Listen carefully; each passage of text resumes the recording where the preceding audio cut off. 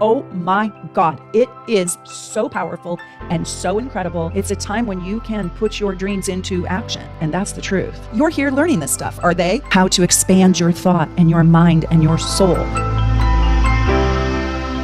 Today, it's all about the quincunx and the sextile. Now, everybody has a sextile in their chart, and everybody has a quincunx. And why is it so important that you understand what these two aspects are doing in your chart? One is disruptive and creates massive changes, and the other creates the golden nuggets in your chart. And I can't wait to tell you all about it. Let's dive in extra deep. This video is going to go extra deep because these are my two very favorite aspects, and I want you to learn all about them, and I want you to see them and discover them in your own chart. The first thing we're going to do is we're going to talk about the quincunx. How do I know you have a quincunx in your chart? Well, I want you to look at your rising sign, and then I want you to go directly to your descendant. That is the sign that is opposite to your rising sign. That's 180 degrees away from your rising sign, and then I want you to go forward 30 degrees and also go backwards 30 degrees. Yes. And so basically, you will go to the next sign before and the next sign after the sign that is opposite to your ascendant. If you did not understand what I just said, hit the rewind and listen to that again. The 7th house is in opposition to your ascendant, right? So the 6th house and the 8th house are the signs that are actually in quincunx to your ascendant. And those signs are disruptors. Those houses are disruptive. It's why there's so much negative talk about the 6th house and why there's so much painful talk about the 8th house. Now, I want to tell you something else. You more than likely have planets that are in quincunx to your other planets. So I want you to find your quincunxes in your chart, the planets that are in quincunx to one another. Now, another word for the quincunx is called the inconjunct, and it's 150 degrees away from your planet. So if you have planets 150 degrees away from one another, that is inconjunct. It's in quincunx aspect. I just like the word quincunx so much better. And I thought I would be rocking it a little extra today. My daughter told me I was extra.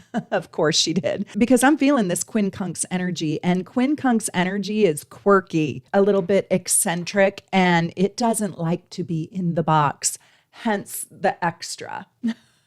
We already know that you definitely have a 6th house and an 8th house. So I want you to think about those signs as being in quincunx to your rising sign, but I also want you to hunt for the other quincunxes by planets in your chart. And then I want you to think about who in your life has their sun sign in your 6th house or your 8th house, because they are quincunxing you. Your quincunx energies. And so think of your sun sign. For example, Cancer is the quincunx to my Sagittarius sun. How did I figure that out? Well, Sagittarius, the opposite is Gemini. And what's in front of Gemini and what's behind Gemini? Cancer and Taurus. So Cancers and Tauruses quincunx my sun. So I want to think about who in my life is a Cancer and who in my life is a Taurus. So that's the second way to think about it. And then you can do that with each one of your planets. But I want you to think about the people in your life that actually quincunx you, because you will grow. They're the growers in your chart, and they're also big change makers in your chart. And it brings a depth of meaning and complexity to your life. So those people are very complex in your life. The quincunx inconjunct is not discussed as much as the conjunction or the opposition, but it's important, it's dynamic, and it is challenging. I want you to really understand this quincunx. And I have a second video on this, and it's titled something like, "What if our signs are not compatible?" I think it's what it's called. And I will put that in the notes below for you to take a look at. Now, quincunxes create tension, and they create like a little bit of a discomfort. The two energies between these planets or signs, and I can tell you, aspects can occur between signs. So if you don't have any planets in the 6th or the 8th house, well, those signs are still in quincunx aspect to your ascendant. Planets or signs can be in aspect. They clash and they struggle to find common flow, common ground, common energy, and they create a little bit of friction. But if you think about friction, right, it's the friction that creates the spark. Our lives need this kind of fine tuning that the friction asks us to create, and that's called growth. Quincunxes are going to force you to adapt and to learn compromise, and they're going to teach you how to find the harmony inside your challenges between two conflicting energies. If you don't work with your quincunxes, you could get a lot of anxiety, and it could even feel like it depletes your energy and it's exhausting. That's why I want you to understand the quincunx aspect, because when you really understand what's going on and why these people are doing what they're doing in your life, you'll have a deeper empathy and compassion for yourself, for your own natal chart, and for others. And you can also look at quincunx times of the year. So if you are a Gemini rising, well, you know when the sun is in the sign, one sign before Sagittarius, Scorpio, and when the sign is one sign after Sagittarius, Capricorn, you know that that sun is going to quincunx your rising sign, and it's going to be a growing opportunity for you. So it's really cool to understand quincunxes also by transit. Now, if you have personal planets involving a quincunx, like the sun to the moon or the sun to the ascendant, this can create emotional insecurities inside of you. This can ask of you to rebalance yourself over and over and over. And eventually, I think you get used to working with the energy, but you could have a little bit of difficulty integrating those two parts of yourself with one another. I'm going to go through every planet. Okay, the quincunx aspect with every planet. So let me just give you one example of if you have the sun in quincunx to Neptune, you might internally struggle with integrating your dreams and your ideals and what you want to do with your life, your soul's purpose, if you will. You might struggle to integrate that dream into your identity, into your actual life, into your sense of self. So maybe you want to be, I don't know, an award-winning actress, but for some reason you can't get out of bed and get yourself to the audition, right? You just feel the energy is stifled or blocked, and you might feel torn between your own desires and the expectations of others that are placed on you, and it might create an internal turmoil, and you might need to adjust that. You might need to adjust the thought process around that, like, oh, that's their expectation of me, not my own. So let me give you another example. If you have a quincunx between, let's say, Mars in Aries and Saturn in Virgo, you might have a little bit of a discomfort, a challenge around being Mars in Aries impulsive, passionate, assertive, and wanting to jump right in, where Saturn and Virgo wants you to be more disciplined and methodical, and maybe you don't feel like you're ready or you're good enough. And so you might have a hard time balancing your desire for this like ferocious risk-taking independence, I go at it my own way, and then what you're actually obligated to, what you're truly loyal to, and you feel like you can't really break free from your obligations and just go do eat, pray, love, right? You quit taking your kid to her kindergarten class and doing carpool, and you're just going to go to Greece or Italy and learn the language and learn the people and just like blow off your responsibilities at home because you have to be practical and responsible for the other people in your life. That's a great example of a quincunx. One of the reasons why I like quincunxes is they're karmic. They are very, very deep. They show us the conflicting energies inside of us that make us so human. And it's why my Sagittarius soul is different than your Sagittarius soul. It's literally this unique part of us. And it's karmic because it has unresolved issues that we are being challenged to resolve, to fix, to heal, to do, to master, to try on. I like quincunxes because I usually find them in well-developed people, and I usually find them in people that are really intelligent and have a desire to grow and to learn that which they do not know. Is this you? Do you have a quincunx with your Mercury? Do you have a quincunx with your Mars, with your Venus, with your Sun? I know you got one with your Ascendant. The quincunx people in your life are some of your best teachers. They really are, because they have the things you don't have. Quincunx aspects literally have nothing in common. They are dissonant in their relationships between the energies. They're not like the harmonious trine and even the harmonious sextile. They need adjustment. They need growth. They need perspective. They need new experiences. And there's a lack of compatibility. So they have opposing elements. They have contrasting qualities. A fire sign is quincunx to an earth and a water sign. A water sign is quincunx to a fire and an air sign. And the air signs are quincunx to earth and water signs. Quincunx aspects in your chart, the planets in your chart, or the people that represent this quincunx energy feel really torn between these two different areas of life. And they struggle to reconcile their opposing drives and desires. And they need to reconcile it. And so sometimes they're your hardest relationships and your best relationships. These parts of you are demanding resolution. You have to negotiate with this part of yourself. You have to learn the art of compromise.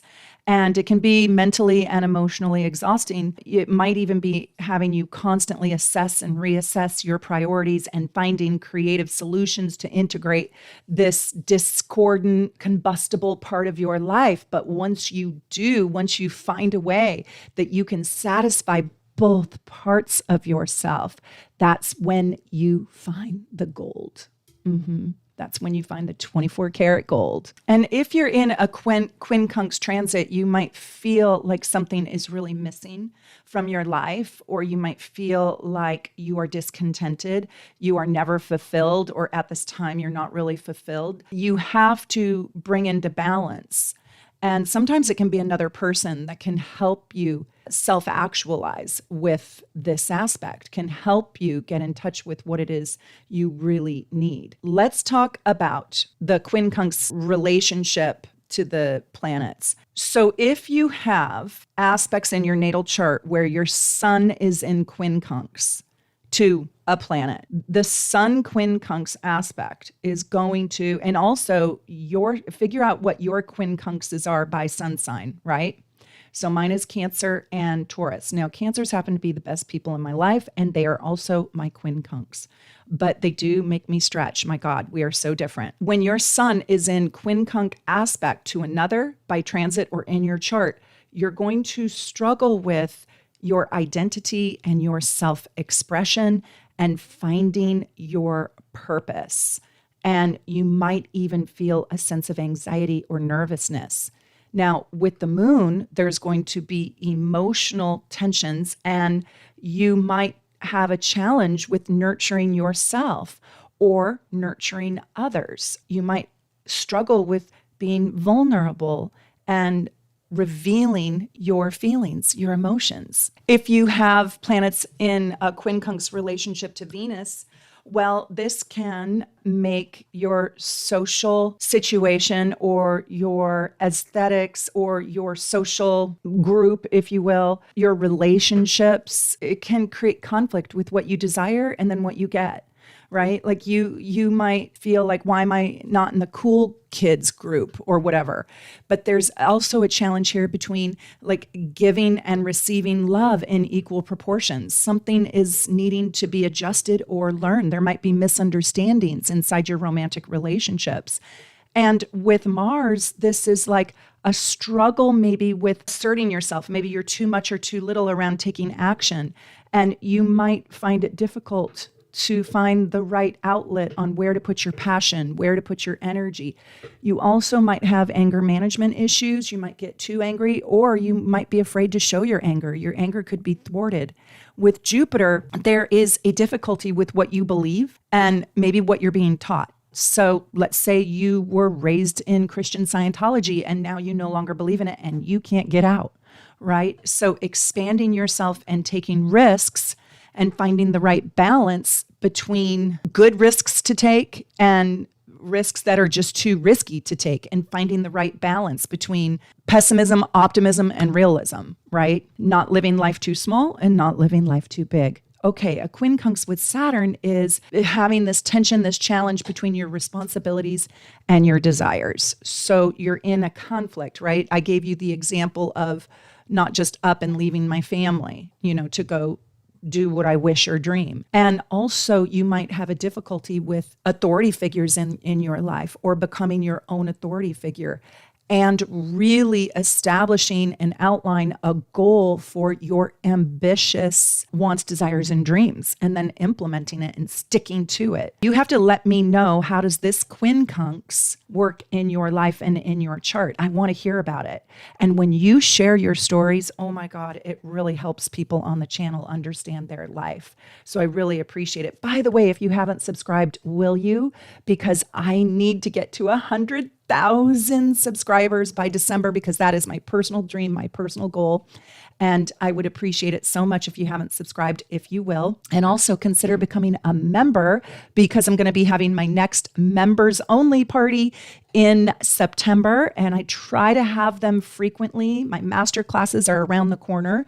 And if you're a super supporter, a superstar super supporter, you help keep the channel alive and you help me create more content. It puts about 6 cents in my pocket a day, and I am so grateful. Let's keep going.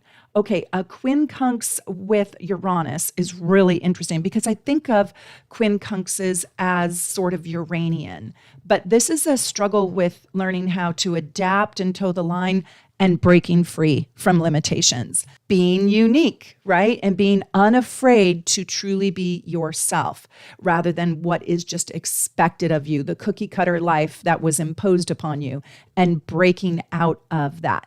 This is also where you will be challenged between developing a stable life and living in this like creative, free-spirited, hippie, innovative way, if you will, according to nobody's rules, like off the grid. Like the person who doesn't have social media is kind of probably has a quincunx to Uranus. Quincunx energy to Neptune is really a challenge or a struggle with what is real and what is the dream, and wanting to live in the dream and being sort of chronically disappointed by the reality not producing the dream. It can be really painful to have this giant imagination and then not be able to put it into pragmatic reality, and it can feel very lonely, right? Okay, and with Pluto, there could be problems with hidden power struggles, control issues, attracting a manipulative person. You might even find conflict in your desires around how you are going to transform or even transcend your life. Usually sort of a pain, but like a necessary truth that needs to be lived out with this aspect. And there's usually a lot of tension here if you have a quincunx to Pluto. I also want to say that the energy that is in quincunx to your ascendant, it kind of trips you up or it thwarts you, just to be really honest. And so that's why your sixth house is kind of tough. So the energy from your sixth house, so if you have transiting planets to your sixth house, or if you have a person whose sun sits in your sixth house, or if you've got planets in your sixth house, those planets are going to mess with you a little bit, because they're going to make you second guess your approach in life. They're going to make you thwart your energy, mute your energy, question how you start new projects, question how you do things. I know my sixth house really trips me up. And I struggle with that sign of my sixth house. And I feel like my sixth house wants to limit me a little bit, wants to limit my sparkle or my shine. And the eighth house makes me really, really deeply reflect. I don't mind the 8th house as much, but I do want you to know that the planets in your 8th house to your ascendant will also create maybe insecurity and a little bit of doubt. Like, am I doing this the right way? Am I interacting? What impression am I creating? It will make you question who you are in the world. Okay, let's talk now a little bit about the sextile. And I hope this is my last video in my aspect series, and I hope you guys have watched all of my videos in the aspect series, because aspects are absolutely critical to understand the complexity of astrology. You cannot understand your Mars or your Venus or your sun sign if you don't understand what aspect it is in to the other planets, to your ascendant, and to the angles in your chart. And you can't understand your relationships unless you understand the aspects. So this aspect playlist is kind of mandatory. It really is. It's mandatory homework for you to understand deeper astrology. Yeah. So a sextile aspect is a favorable aspect, and it is at the 60-degree angle. And it's between, again, I want you to think about the two planets in your birth chart that are in sextile to one another. I want you to think about the people in your life that are sextile to you.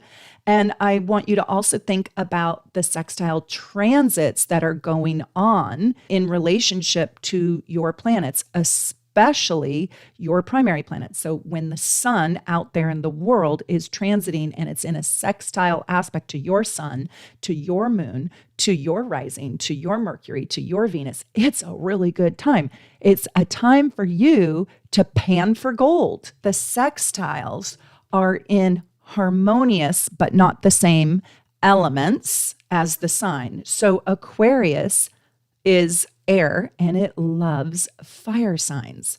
And so it is in sextile aspect to the Sagittarius and the Aries, because the air sign loves fire signs, and those are the two signs that are 60 degrees away. And you also know that it can't be Leo because Aquarius and Leo are opposite. Yeah. So there's only 3 fire signs. So we know one of them is going to be opposite to the sign of Aquarius, and we know 2 of them are going to be sextile. So let's do Gemini. So we know what is opposite to Gemini. We also know that Gemini is an air sign. So we know that it's not going to be Sagittarius, right? So it's going to be fire signs. What are the other 2 fire signs? Leo and Aries. It's so fun to learn, isn't it? It's so fun to grow your mind. By the way, are you guys coming to Barcelona to my workshop? It's going to be amazing. It is going to be so deep and just so heart expanding. I just wrote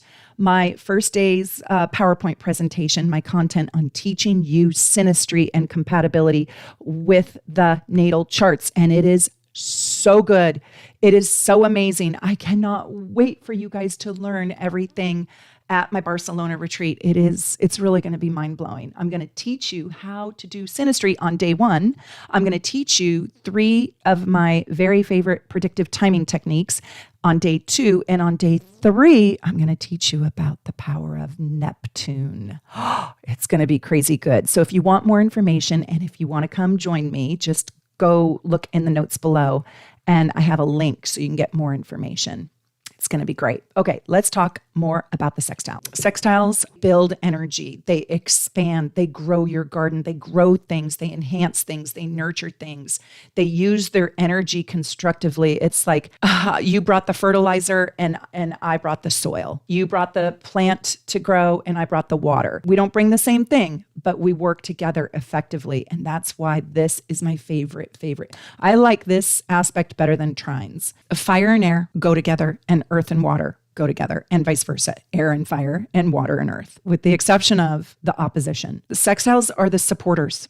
They create advantages for you. So you really want to know when you're having sextile transits to your ascendant, to your sun, and to your moon. And by the way, if you are a superstar, super supporter, you get as a perk free, you get an entire year's worth of transits. So you get to see exactly, you get my 365-day forecast report. And if you're not a superstar super supporter, but you want that report, it's really good because it will show you the whole entire year's transits that are going on for you personally in your personal chart. And it's pretty detailed. So you could figure out your sextile months, your sextile days, the day when the planets are sextiling your sun, your moon, your rising, your Mercury. Yeah, those are days when you can make positive strides towards your goals. The sextiles by transit and people who are in sextile to you are an invitation into the growth and the success and the ambition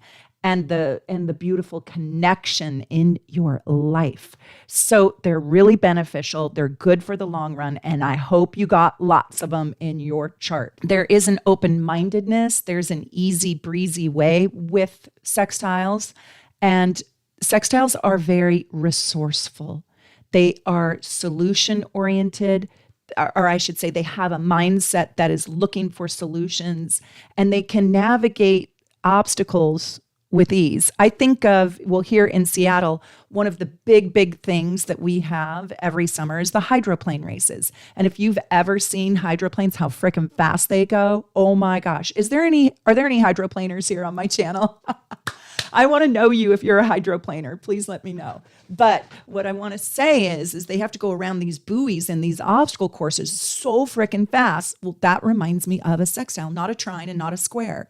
It reminds me of a sextile if they don't crash, right? Because it's like they can navigate around all of the obstacles with great speed and ease.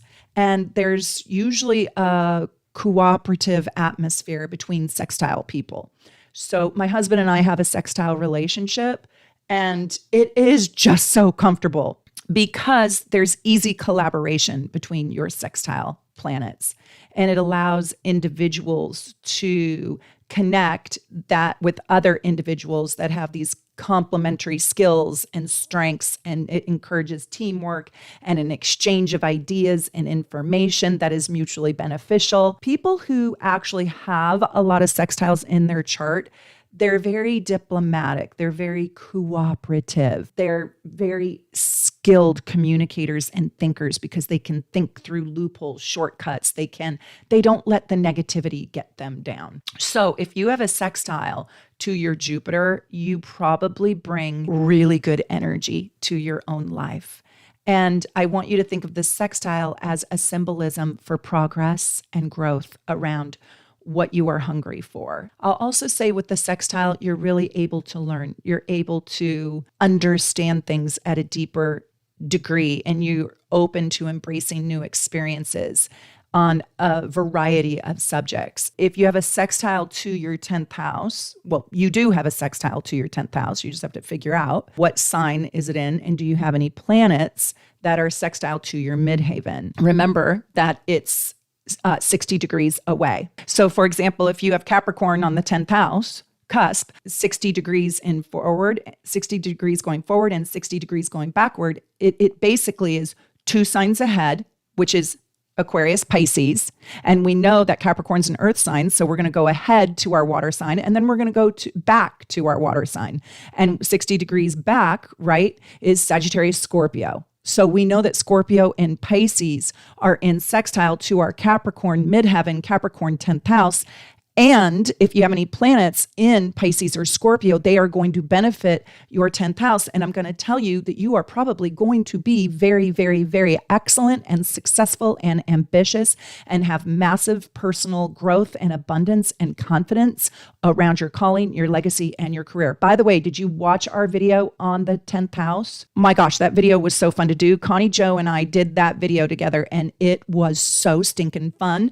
And I hope you guys are watching our whole series where the two of us are talking in depth about each house. We're taking 1 hour to discuss each house. It's still not enough time, but it's really, really, really deep work. The core essence is the sun. So when you have your sun in sextile to another person's sun, to a transit going on out there in the world or in your chart, there is an effortless self-expression, self-awareness, opportunity for growing your life force energy. And I'm telling you, you can just see people who have a sextile to their sun. Why? Because they like themselves. Why? Because they're content with themselves. Why? Because they're authentic. Why? Because there's really nothing fake about them, because they know who they are and they are unapologetic about who they are in the world.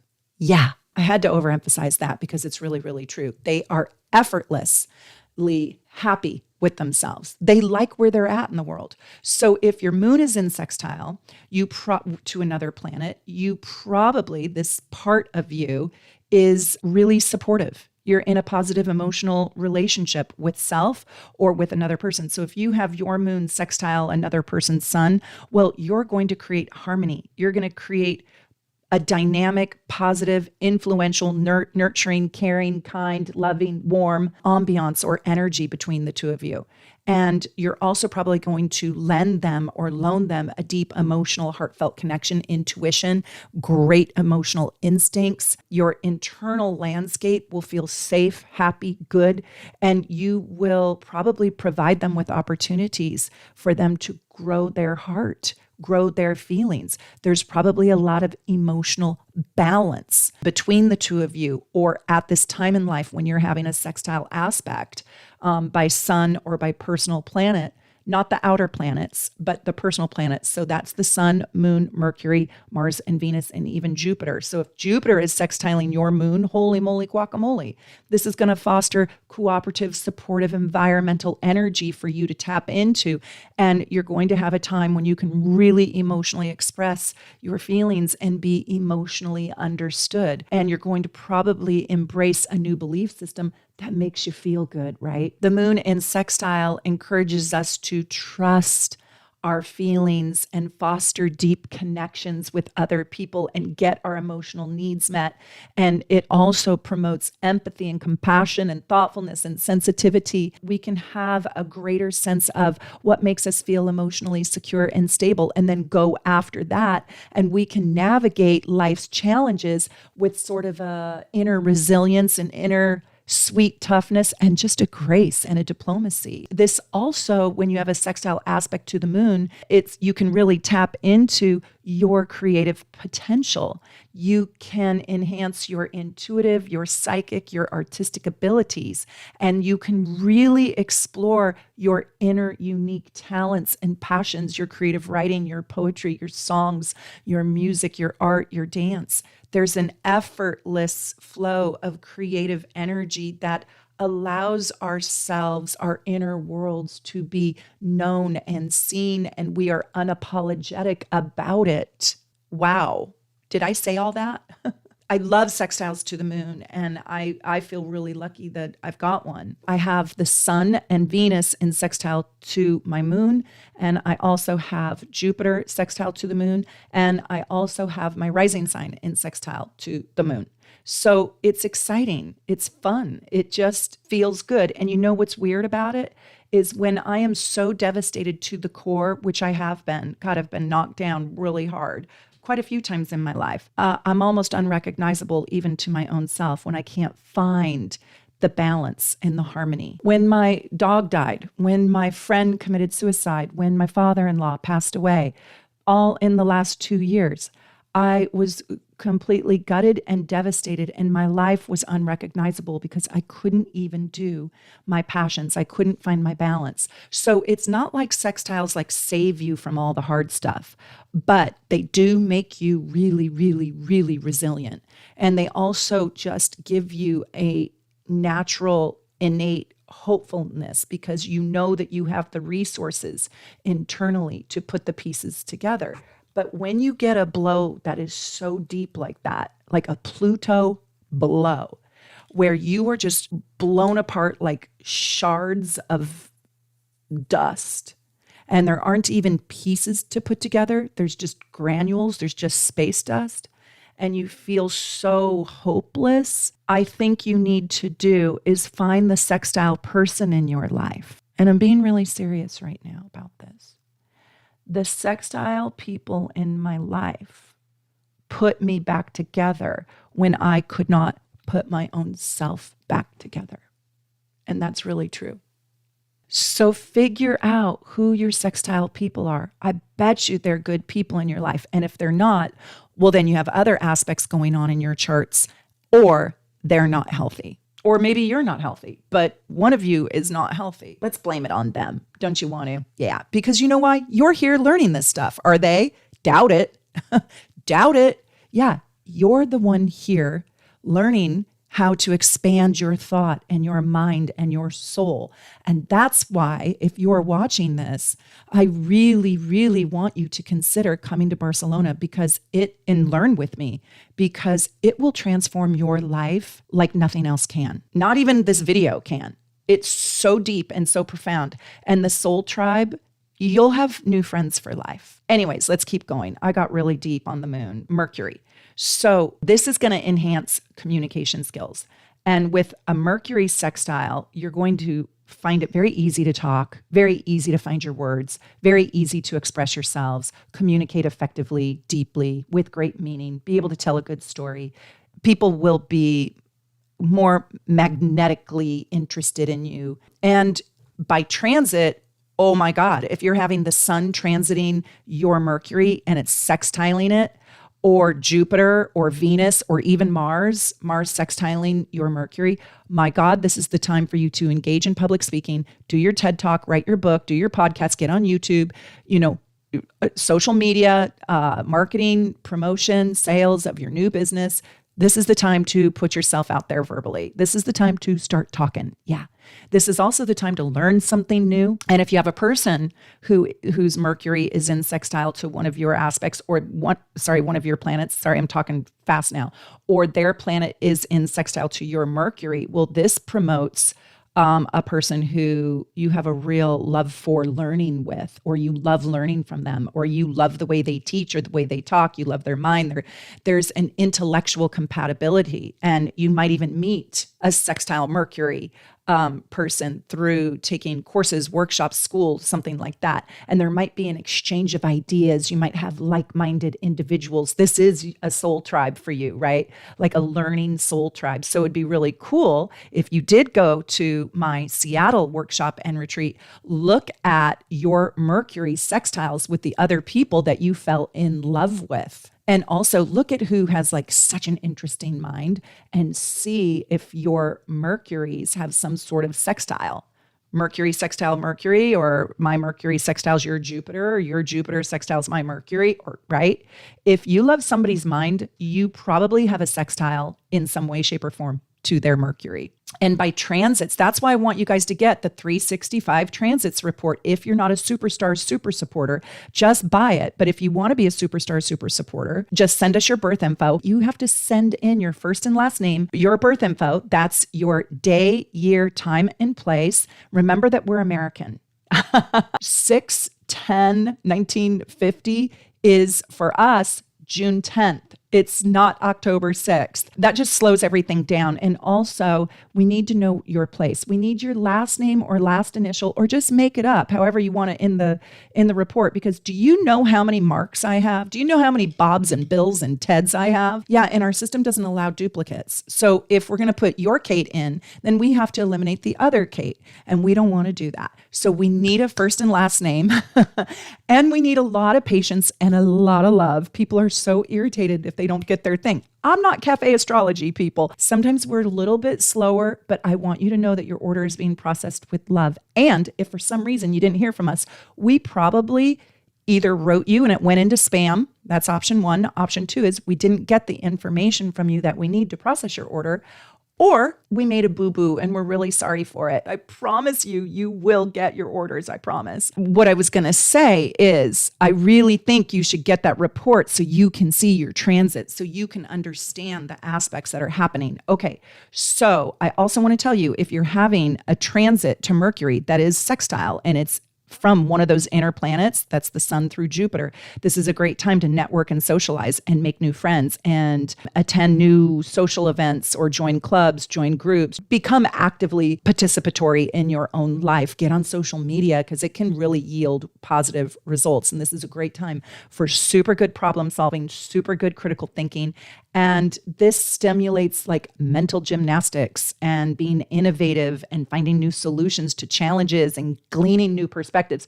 Do you know what a perspective change can do for a soul? Oh my God. And this is a time when you can just express lots and lots of creativity and you can build bridges between people. Apologies are usually accepted. And it's a great time for you to take tests, do your medical board, get your PhD. Yeah, it's really, really good. Let's talk about Venus. Well, when you have a sextile to Venus, this aspect is like a great ease and flow and rapport in charm and in love and in relationships, the arts and creativity. And it promotes just healthy, positive relationships, both romantic, sexual, platonic, all of it. And it brings like a charm factor, like you are charmed. And it also brings a great deal of diplomacy. And so if you need to be diplomatic, it's great to pick a time, especially on a tough subject, when you're having a primary planet in sextile to your Venus, because it gives you good grace and good social skills. And it creates a likability, a high likability factor about you. Your artistic expression is it's off the charts. It's out of bounds. There's a giant creative boost or boom inside of you.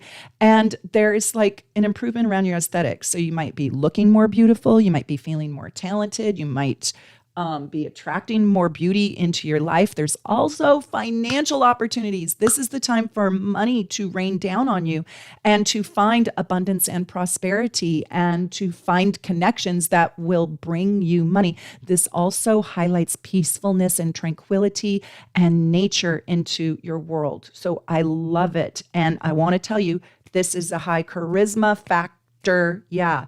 Charisma, leaving a positive impression everywhere you go, and finding mutually beneficial partnerships and collaborations for love and moolah. Yeah.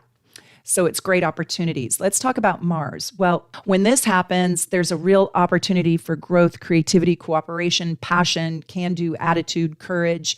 And this is a time when you can be really assertive in a good way. You can get doors open, you have a drive, and you can create really successful outcomes. You can interview for a job and boom, they just like you and they want to hire you. It's a time when it's a confidence boosting time.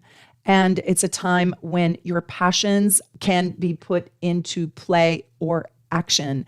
There's a lot of enthusiasm and there is a lot of success with this. So this is a time for you to pursue your goals and you will get favorable results through this efficiency about you, this directness about you. It's also a time when you might ooze some sex appeal, where you might be maybe a Venus aspect, you're beautiful and graceful. And with a Mars aspect, you're just sexy and friggin' hot, right? You're bringing it. You're bringing it to the club. Yeah. Let's talk about Jupiter. Well, this brings optimism. It enhances abundance, expansion, and growth, a new belief system, and happiness, glee, joy, learning something new, growing yourself into your best self. This is a time or a person in your life, if they touch your Jupiter by sextile, who is extraordinarily supportive and attractive to you, where you can attract a positive relationship, positive experiences. And there's also maybe a new belief system that will find you, that you want to try, that you have a natural gravitational pull towards, where you're embracing new experiences, traveling, learning about cultures, learning about philosophy, learning about astrology. All the ologies come into play. But this is a time when you're going to enhance your vision for yourself and your life, and maybe step into your higher knowledge. And this encourages deep, deep, deep personal and spiritual growth. You can also want to improve society, improve your world, improve yourself. And this usually brings great fortune. This is like a lucky streak, a lucky charm, a good luck time. And I just want you to know that your whole life is expanding. Opportunities will be raining down on you when you have a sextile aspect to Jupiter. Okay, Saturn. Saturn can really bring the discipline that you've always needed to get shit done, right? And a new sense of responsibility and long-term goals inside astrology. Saturn can bring harmonious and supportive people into your life that can teach you something new, that can help advance you, in practical, grounded ways, that can assist you in building long-term goals or achievements that grow lasting foundations. This is a time when you could propose to somebody or you could get engaged. Now, don't you guys know why I love the sextile so much and why this is my very favorite aspect? The sextile aspect is so damn juicy. Oh my God. It is so powerful and so incredible. It is sort of the magic aspect. Anyways, with Saturn, it has a tenacity and a perseverance and a determination when it's facing limitations, and it can move through obstacles with, I don't want to say effortlessness.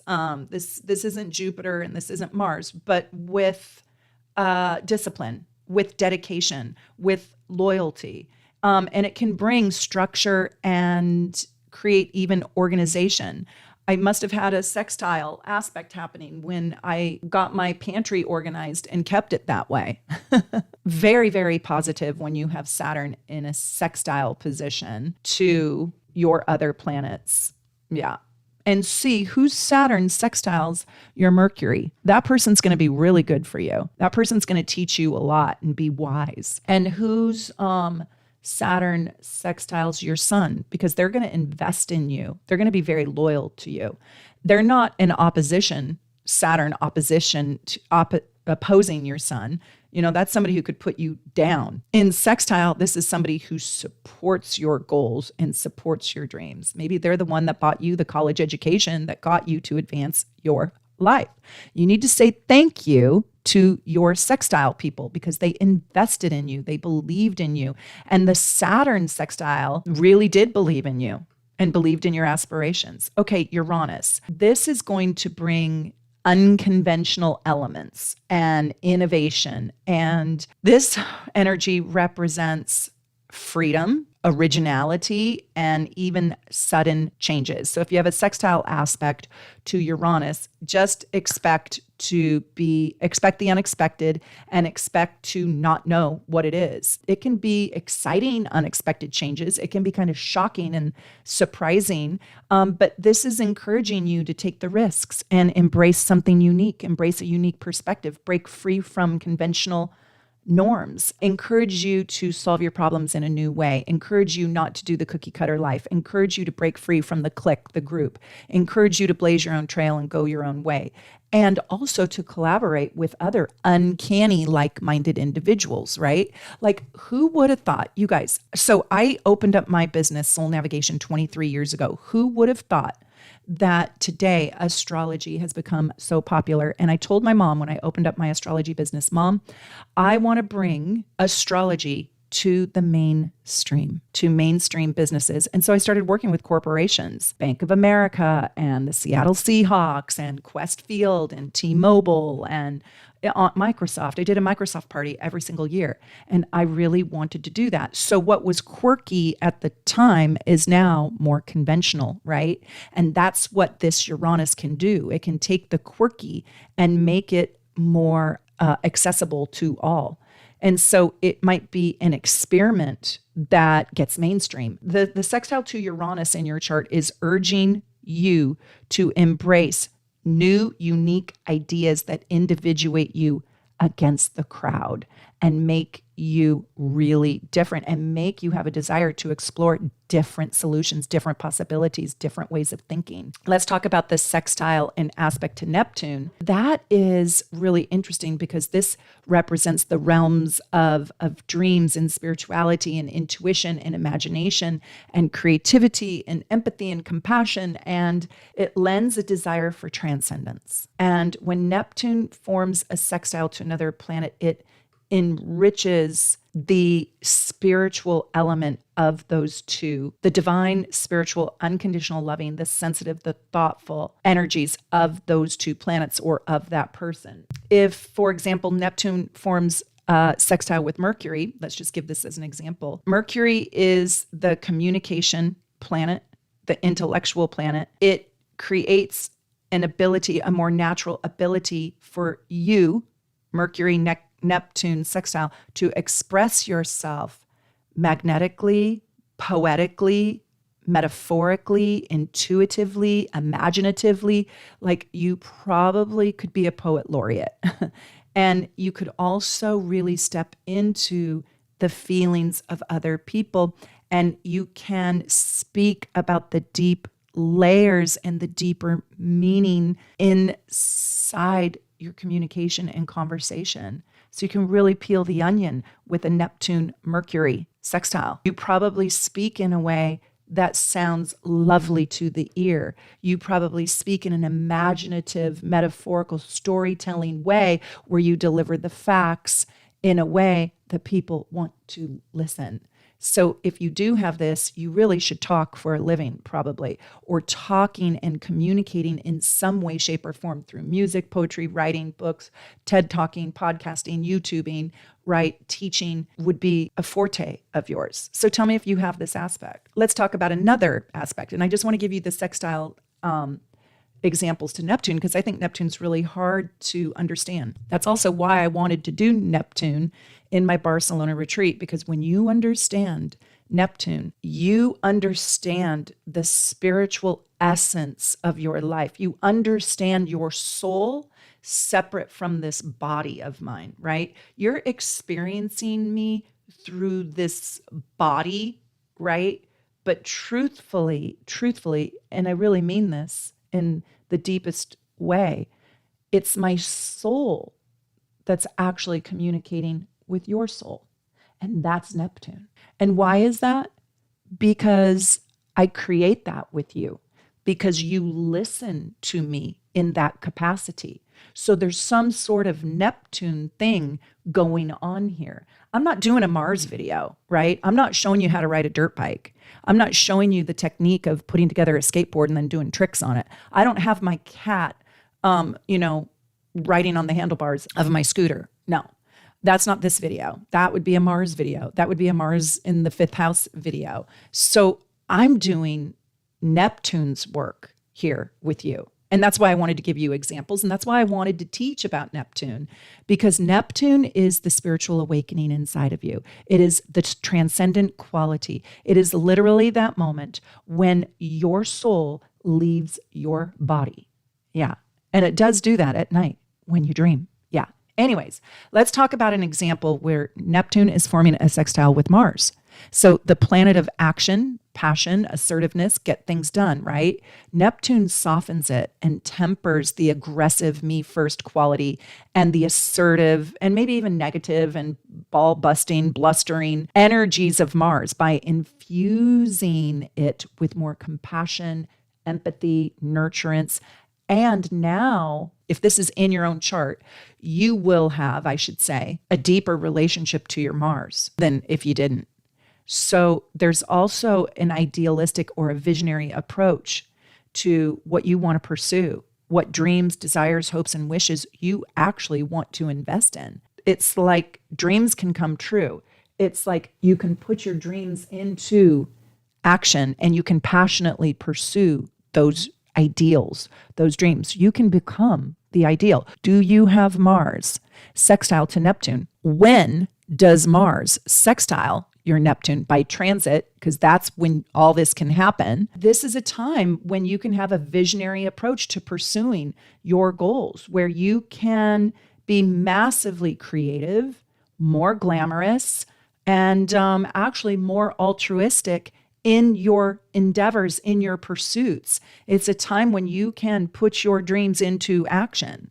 It's the time when you can become a spiritual Neptune warrior, and you could be having a sextile aspect to Neptune with one of your personal planets, the moon or the sun or Venus or Mars. I mean, it is so core, or even Mercury is in sextile aspect to that Neptune at 27 degrees Pisces transiting right now. It is so profound. You're literally standing in a transcendent, transformational spiritual awakening. I want to tell you to come pursue spiritual astrology with me. Evolutionary astrology is deeply spiritual. So let's talk about Pluto. So Pluto's a big deal. And when it's in sextile, it is positively powerful. It's not a destructive kind of powerful, but it knows how, it's the power of manifestation. It is the power and the willingness to transform your goals, your hopes, your desires, your relationships, whatever it's touching. And the house matters too. But there is a resiliency here. And there's an ability to navigate powerfully through challenges without being defeated. There is a deep transformational growth around self-discovery and getting really effing real with who you are. So let me share it with you.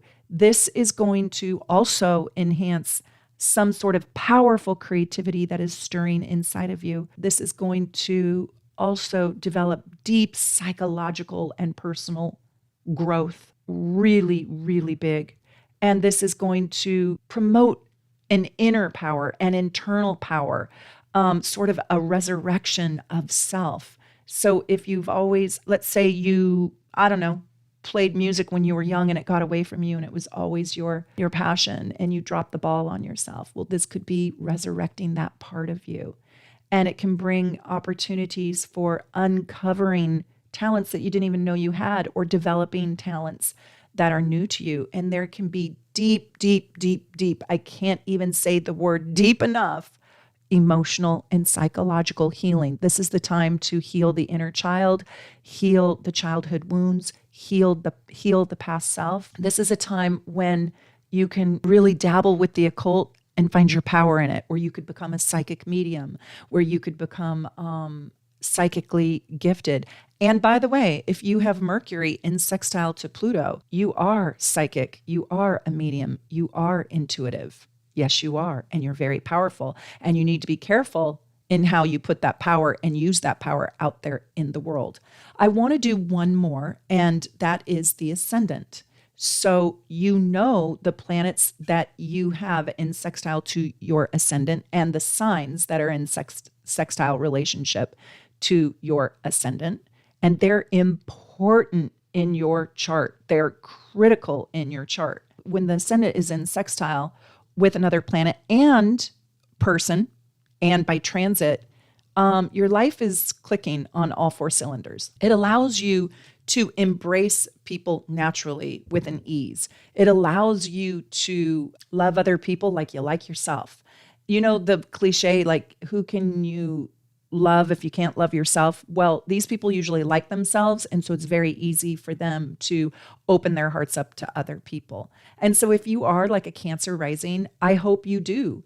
I really hope you do have Virgo and Taurus planets. And if you don't, I want you to wait for the Sun or for Venus or for Jupiter to transit through those two signs, because that's when you will feel like you can really open up your heart more so, like you truly desire, but are afraid to do so. There's a natural charm and charisma, and there's a harmony with their own personality. Like I said, they like themselves. They like their personality. They like their jokes. They like their looks. They like who they are. They like who they are in the world. They like who they are to you. They like their life, and they're dynamic and usually multidimensional, and they enjoy life in a big-hearted way. They can also aid in their own personal growth and self-expression. They don't wait for others to teach them. They teach themselves. They want to grow their own garden. And so there's also a very self-contained good boundaries aspect to people that have their personal planets, again, that's Sun through Jupiter, in sextile aspect to their rising sign. They will have an easy expression about themselves. There's a clarity about them. I want to give you guys a bonus here, and that is I want to share with you the sextile to the nodes. And I don't usually do that, but I want to do that. The sextile aspect to the south node is really interesting, and I think it makes the south node a little happier in your life. But it says that there were some, not all, but some positive things that came out of your past life. And those are gifts and talents and areas of expertise that are really important to use in this lifetime. So you need to look by house and by planet. So what planet is sextiling your south node? So if it's your Mercury, well, the way you thought, the way you talked, the way you spoke, the way you learned was so important in your last lifetime that you're probably continuing it in this lifetime. If it was your moon, it might be your mother or your emotional makeup. If it was your Mars, right? So what is in sextile to your south node? And a person that's in sextile to your south node, you probably had a supportive past life, lucky charm kind of relationship with. I like the sextile to the south node, even though I read the south node in crisis usually. But these people come in with a little bit of a confidence, or eventually they find their confidence around who they are and what they're good at. And they're probably doing something similar to what they did in their past life. It's easy for them to do their south node, and they probably are successful with it. And they're using their south node to cultivate their growth. Your past life lessons are helping you grow for your future, for the benefit of your future. Let's talk about it with the north node. So this is a genuine opportunity for growth, for tremendous soul's growth, for you to fulfill your life's purpose. If you have sextile aspects to that node, that planet by house and by sign is supporting your evolutionary growth. And being an evolutionary astrologer, we really study the nodes, and the nodal axis is one of the most important things in the chart. And so that sextile aspect is going to help you find your North Star, help you cultivate your growth in this lifetime, your talent in this lifetime, and help you find your true path, your destiny, and lend you supportive energy, love, nurturance, power, if it's Pluto, right? To find your potential, to seek out your truth, and to become who you were born to be. It's really quite beautiful. It's very encouraging when you have a sextile aspect to your North Node. It facilitates your ultimate fulfillment. It's really, really quite beautiful. So I absolutely love being here with you. I love teaching, absolutely love doing the aspects for you. They are absolutely critical. You've got to promise me that you will watch the other videos on the aspects, because you cannot know astrology if you do not know your aspects.